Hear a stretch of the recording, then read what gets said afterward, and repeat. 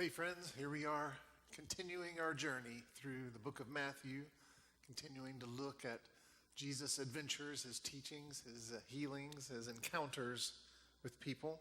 And we've been finding some very strong themes, particularly Jesus' authority. And we had gone all this way through 8 chapters and change, and all of a sudden, instead of just constantly people responding positively and crowds gathering, we start seeing opposition. This becomes very important. You probably know where this is all going, but this is how Matthew is introducing us to the opposition. And we got to see last week that we had teachers of the law kind of questioning if this guy was for real, questioning his authority. We see the Pharisees wondering why a good person would hang out with bad people. And we even see John's disciples, other God-fearing people, the other revolutionaries who are just kind of like, hey, wait a minute, what's different here? And that's when Jesus makes his famous saying about putting new wine in old wineskins. We had a great conversation about that last week. And what's really cool about today's passage is that it jumps straight off from what we were just talking about. So here he is. He's saying they pour new wine into new wineskins and both are preserved. While he was saying this, so in the midst of him apparently still at the dinner, as far as we know, he's still at Matthew's house. He has kind of talked down the Pharisees, said, listen, I'm here for the sinners. You need to go study your scriptures a little more. And then John's disciples apparently showed up and were questioning about fasting and this sort of thing. Jesus is talking about that. And while this is going on, a ruler came and knelt before him. Now, this is pretty amazing all by itself, but we know there's a whole story that goes on here. But just consider, he's here having dinner with tax collectors and sinners, a really questionable bunch. No decent member of society would come around such things. The Pharisees wouldn't even come close enough to him to ask him in person. They just asked some of his disciples around the edge, what's up with this guy hanging out with questionable folks?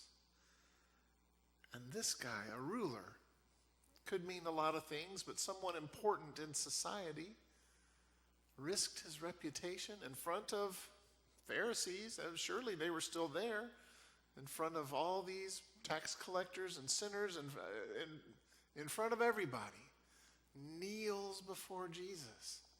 I mean, that could have been a ruinous thing for his reputation. We don't really know the whole situation, but it seems very out of character for someone with great influence and position to kneel before a wandering preacher who hung out with questionable people. But this man comes and kneels before Jesus, showing some degree of humility and perhaps worship. And he says, my daughter has just died, but come and put your hand on her and she will live. See, this kind of has echoes of the centurion that we talked about a few weeks ago. The Roman soldier, someone you wouldn't expect to come up and approach a wandering Jewish preacher. And the centurion, of course, just said, you don't even have to come to my house. Just say the word. See, he got the whole authority thing and was one of Matthew's prime examples of what faith really looks like. So this guy maybe isn't quite there in terms of just say the word, but then again, his daughter is actually dead, not just sick and in trouble. And he says, without any doubts, you just come and lay your hands on her. She'll live. It's a really powerful statement. We haven't seen Jesus do this. We've seen lots of healings. We've seen demons cast out. How did this guy know that Jesus could do that? Well, the truth is, he didn't, but his faith told him it was possible. He recognized Jesus' authority in a way others did not. in a powerful way, in a way that made him willing to ignore all the social consequences, everyone who might see him, and go straight to the only source of salvation for his daughter. Jesus doesn't even say anything. Jesus got up and went with him, and so did his disciples. So, dinner party over, he just gets up. He's got a mission. He responds immediately to this man's faith, his impassioned plea. Just come and lay your hand on her. He doesn't do all the groveling. He doesn't say, please, please, pretty please, I'll do anything. He just states his faith. It's powerful, wonderful stuff. And so on the way, I love the way this story goes, because on the way there, something else happens, something else amazing and powerful. Just then, a woman who had been subject to bleeding for 12 years came up behind him and touched the edge of his cloak. She said to herself in her head, if I only touch his cloak, I'll be healed. See, she knew somehow in her heart, she knew that just a touch, not even of his hand, not even his actual body, but just touching his cloak would be enough. Now, truth be told, the cloak itself didn't heal her, did it? Jesus turned and saw her. This was a woman who had been struggling for years. Those who knew about her situation would have considered her unclean and probably cursed by God. And those who didn't know, probably didn't understand her well or notice her. She was just a woman after all. And so she had probably felt a little invisible sometimes. But Jesus turned and saw her. Take heart, daughter. Just remember when he looked at the paralyzed man and said, take heart, son. Take heart. Your faith has healed you. And the woman was healed from that moment. See, it wasn't the actual touch, but responding to her faith, Jesus says, your faith has healed you. Not literally, it wasn't the belief, it was Jesus, but responding to her faith in that way, and she was healed from that moment. It's just a short little thing embedded in this story. Jesus is just on his way somewhere. But of course, I find myself kind of wondering about the ruler. You know, he's asked Jesus to come and do something. It's pretty important. And Jesus stops to talk to this woman. Come on, didn't we agree we were doing this? I don't know. I just wonder what he was going through his mind, how he was feeling. But of course, Jesus responded to another person coming to him in faith. He had time for her. That was important. Then they move on. Finally get there. When Jesus entered the ruler's house and saw the flute players and noisy crowd, this was typical. If you had money, you hired mourners, and that was what you did. It's actually still a thing in many Jewish settings. You hire professional wailers and people to play music and stuff, and that's how you show sadness and mourn. I think it's very interesting that we have this scene of mourning when Jesus had just been talking about how can the guests of the bridegroom mourn while he is with them. And how does Jesus react? He's like, go away. This girl's not dead, but sleeping. And they're just like, what, this guy? So they laugh at him. They don't understand what Jesus is getting at. They don't understand his power and his authority. But after the crowd had been put outside, he went in and took the girl by the hand, and she got up. There's that touch again. Isn't that amazing? So the touch of his cloak in the embedded story, and then the touch of his hand, and she just gets right up. And news spread throughout the region. Boy, I bet it did. As if he wasn't drawing a crowd before. And so, this amazing encounter. And then Jesus moves on. He's got somewhere else to go. As Jesus went on from there, 2 blind men followed him, calling out, have mercy on us, Son of David. So, that was not just an honorific title, was it? They didn't just call him Sir or Mr. Son of David. That indicates some understanding of who Jesus really was. They recognized his legacy and his place in the world. So it seems like they get Jesus. And in fact, later, he talks to them and they refer to him as Lord. So they seemed to really be believers in Jesus. So they're following him and followed him.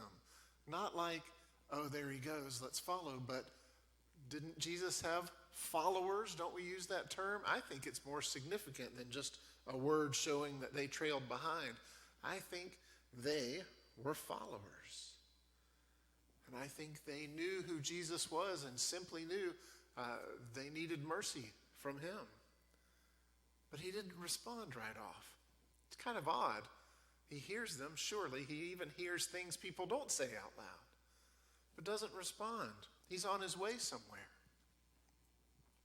When he had gone indoors, this is verse 28, the blind men came to him. See, so at some point on that journey, they were calling out to him, maybe multiple times, and he just kept going. But they kept following and came to him.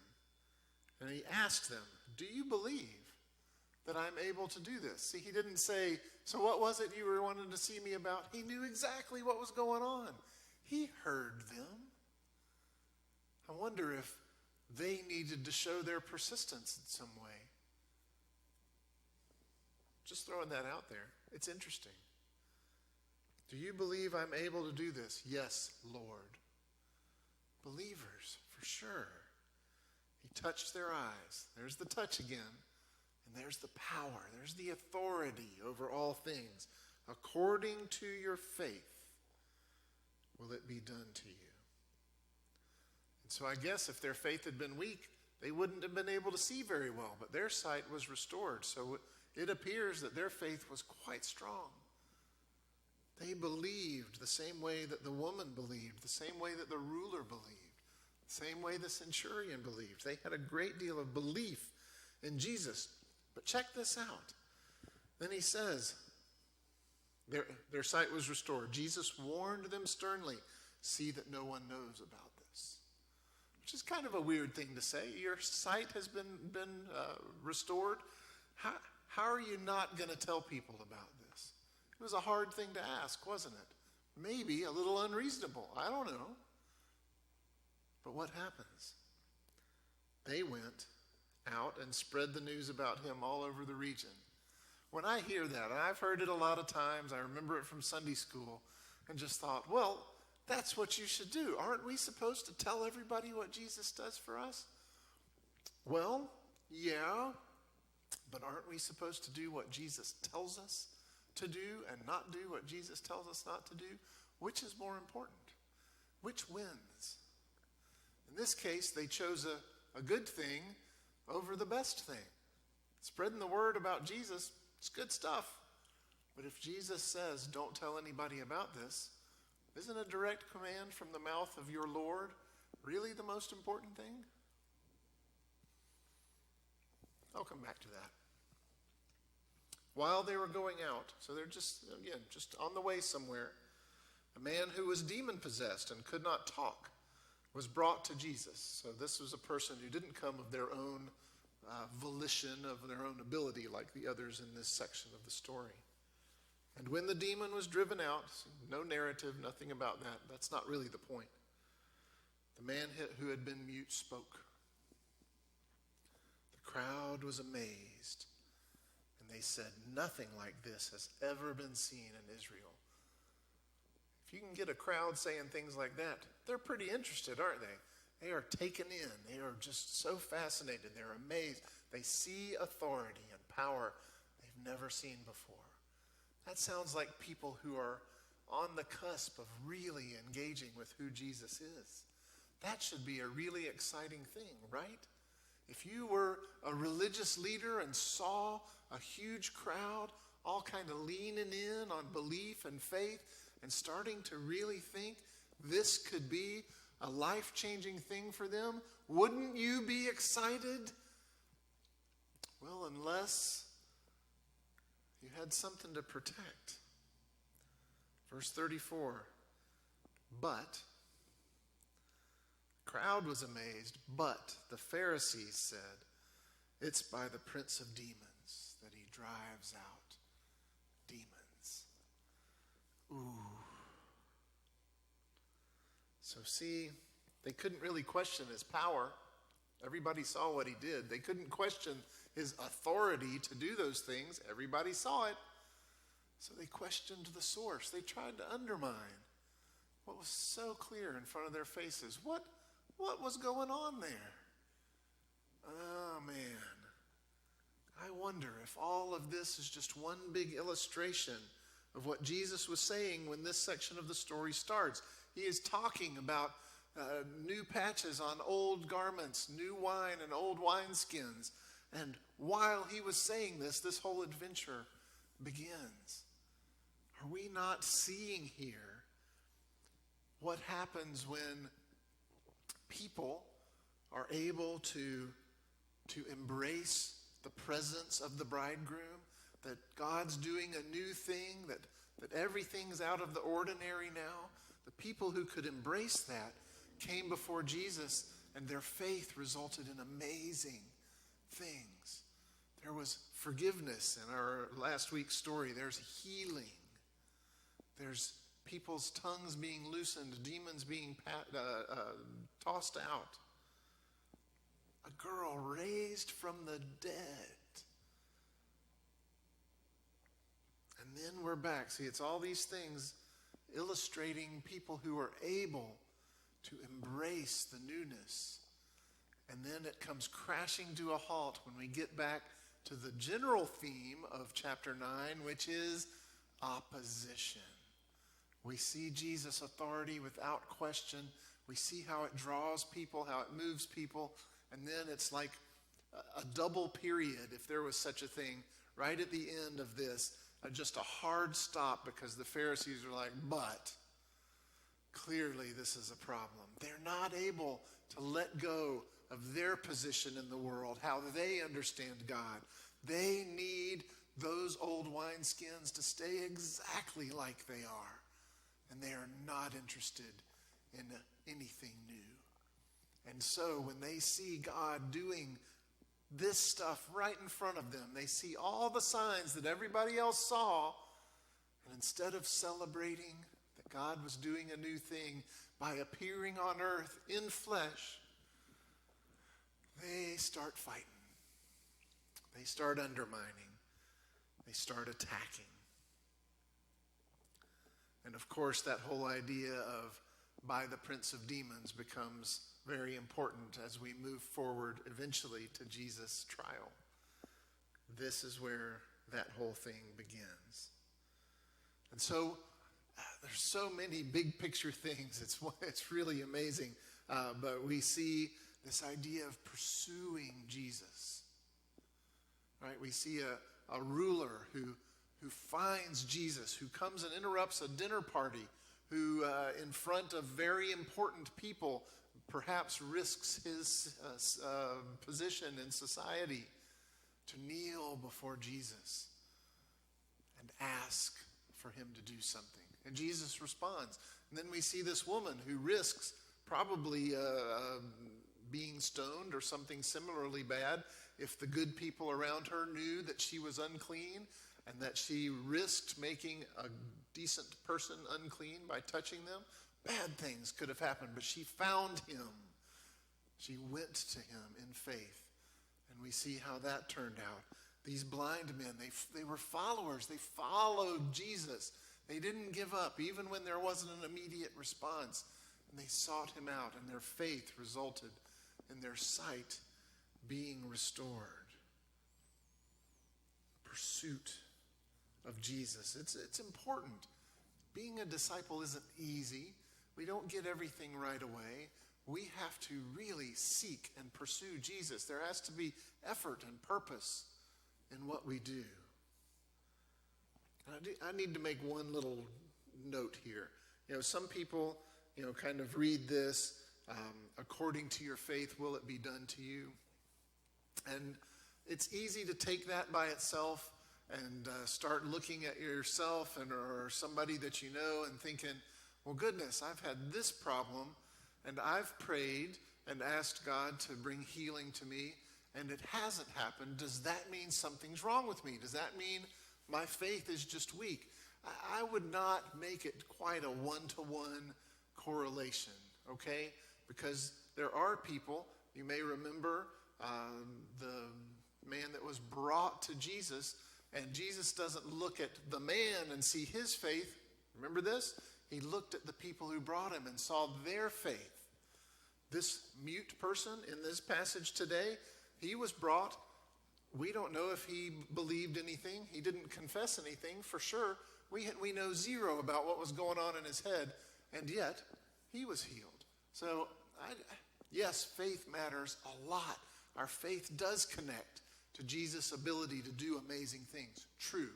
But I just don't want anybody to think, oh, well, my mom had this and, was something wrong with her faith. That's not where this is supposed to take us. It is important. It's a big part of things, but just because our faith is strong doesn't mean we're not going to be sick. It doesn't mean that if we are sick that we'll get healed if our faith is good. It's just not quite like that. And I would not want you to take that the wrong way.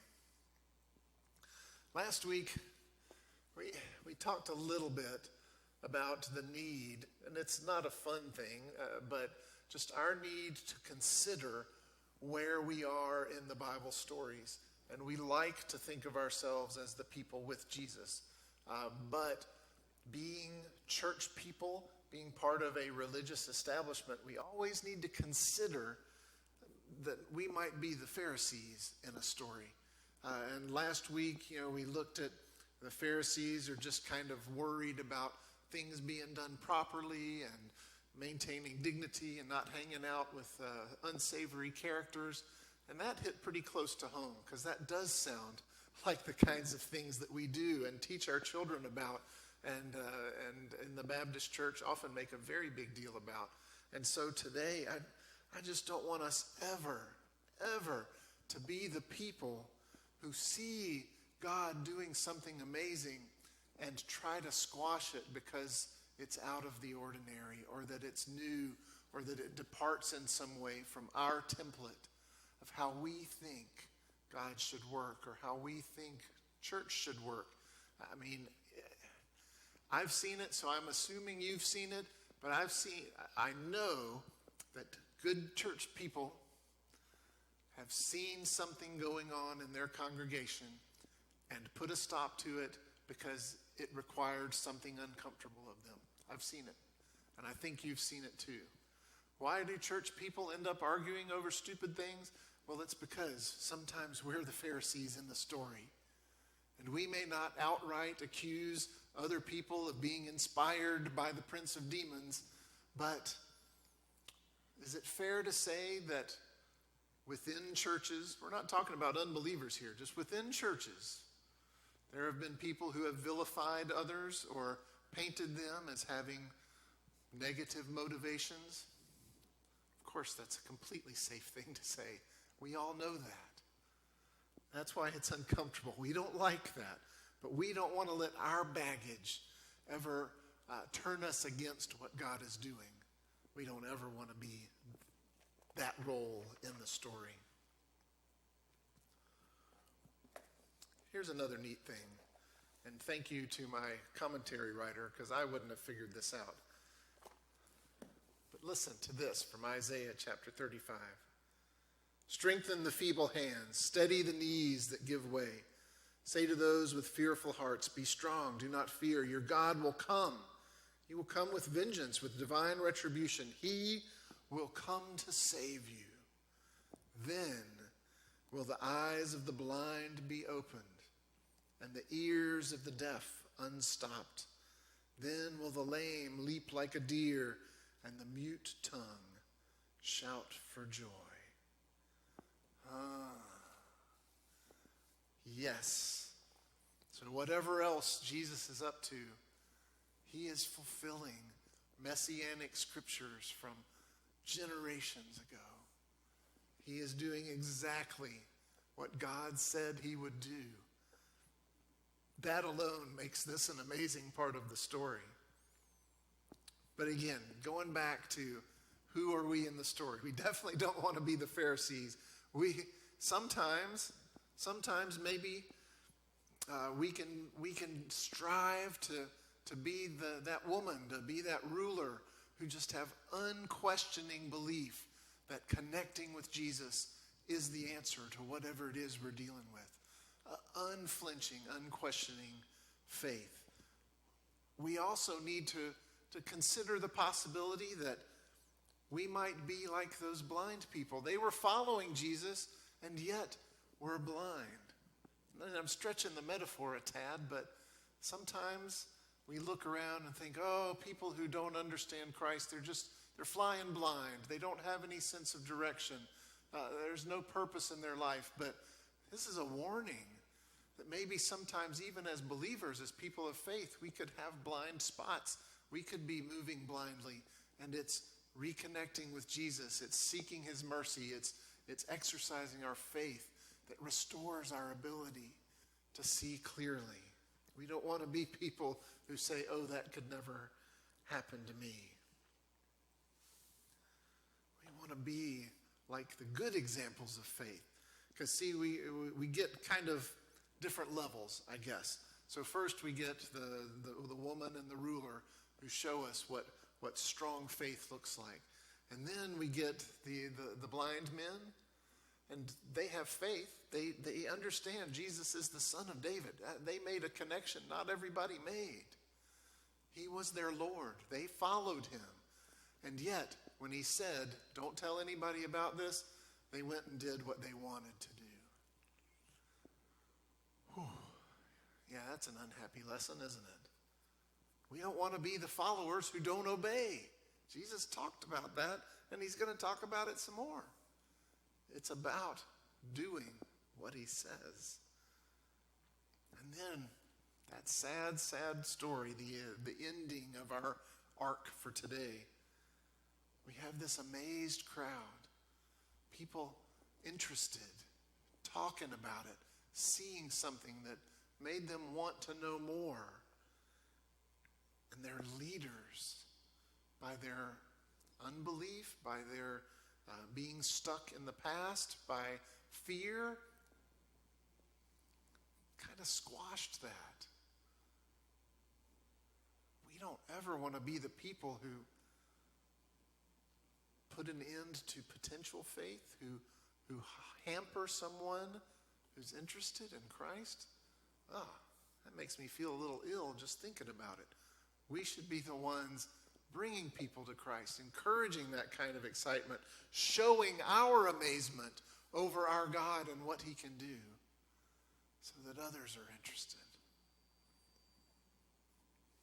But all of us, talk about who we are in the story, all of us at some point will be that little girl sleeping peacefully until Jesus wakes us up and bids us rise.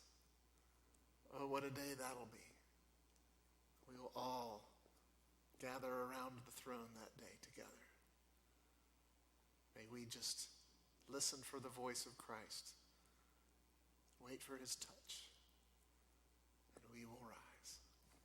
In the name of the Father, Son, and Holy Spirit. Amen.